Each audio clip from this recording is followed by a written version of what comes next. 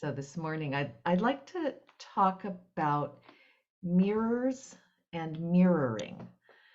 And it's been something that it's kind of been on my mind. So I put a few things together this morning and really want to consider this mirror is a reflective image of ourselves.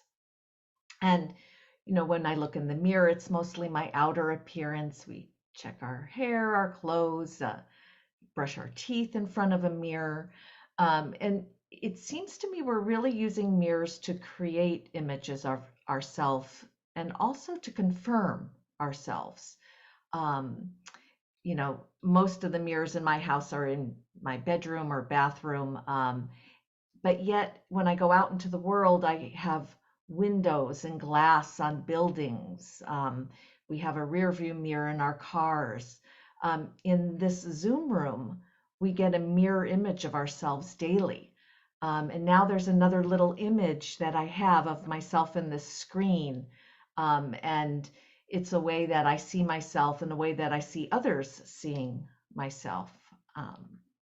And another mirror is, by extension, and recently Nelly and I have been doing this in regards to our book, is creating an image, a mirror image of how we see ourselves in our practice to attract others to come and be with us and meditate with us. And we do this through our website and social media. So there's these like images of us everywhere now. And we're carefully trying to craft one that represents our practice, a reflective meditation practice, and something that maybe is a little distinctive, but also is universal. This kind of desire to meditate, for contemplation, to go inward. So one of the definitions of mirrors, because we typically look up definitions, um, is from Middle English. In French, it was mirar, and then based on Latin, mirare, to look at. So we're really kind of looking at something, and that's a big part of our practice, looking at, visually, looking through our eyes. And I remember this experience I had as a child, when I looked in the mirror, and it was like the first time I caught myself.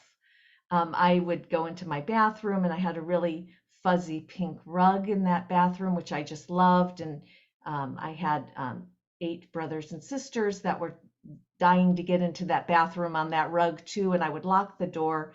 But I looked in the mirror one time and I went, oh, that's who I am. And it didn't fit this extension that I was getting from my family, like the way my family knew me. I saw something different in it. And it was like a different perspective that kind of woke me up. It was a little shocking and intriguing, but I caught myself in a different way. And it reminded me recently, when I was visiting my husband's family in San Francisco, one of the young girls at Lassie showed me her room. And she was just bouncing up and down with joy about her clothes, her toys, her bed. And then she says, I can't wait to get a full-length mirror so I can see myself jumping up and down. And she just wanted to see all of herself. And it was just a really interesting take on a mirror, because those are 2 tender examples of a mirror, and they're juxtaposed with the many ways mirrors catch unwanted pieces of ourselves. So I've been thinking, do mirrors really show what we hope to see, what we want to see, what we intend to see? Sometimes I just want to see if there's any food in my teeth or if I forgot to brush my hair or not before I meet people. And other times, a mirror is really giving me a glimpse of something to be with, something about my existence, something more contemplative. And that brings me to another definition of mirror, which is an early definition which it was looking at a person deserving imitation. And I wondered, well, maybe that might be a basis for this psychological understanding of mirroring, which is where a person subconsciously imitates the gestures and speech patterns and attitudes of another.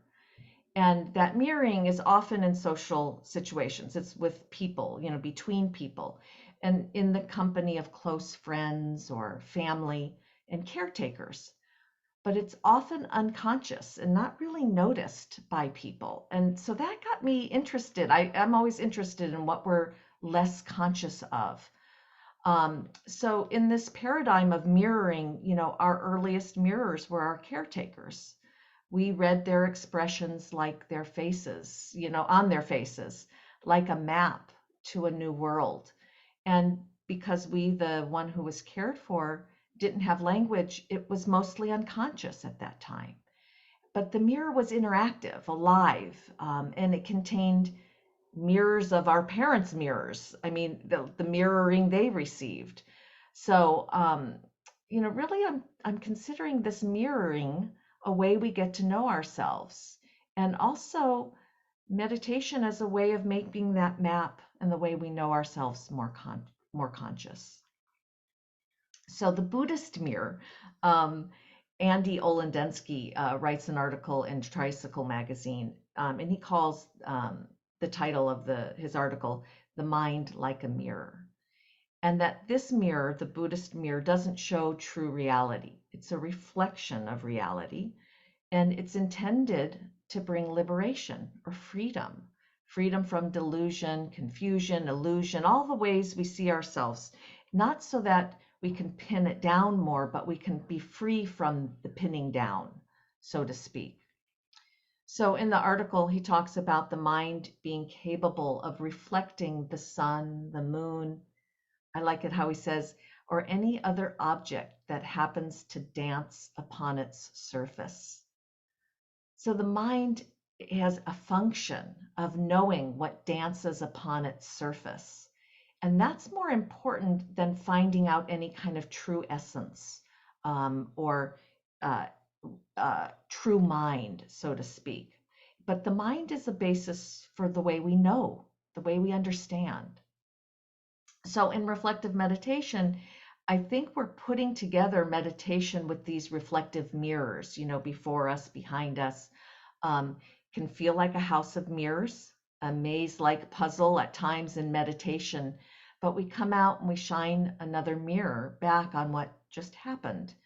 And I think this is, again, where maybe the practice of kindness and curiosity gets developed the most, is when we look back on our experience and that reflective piece.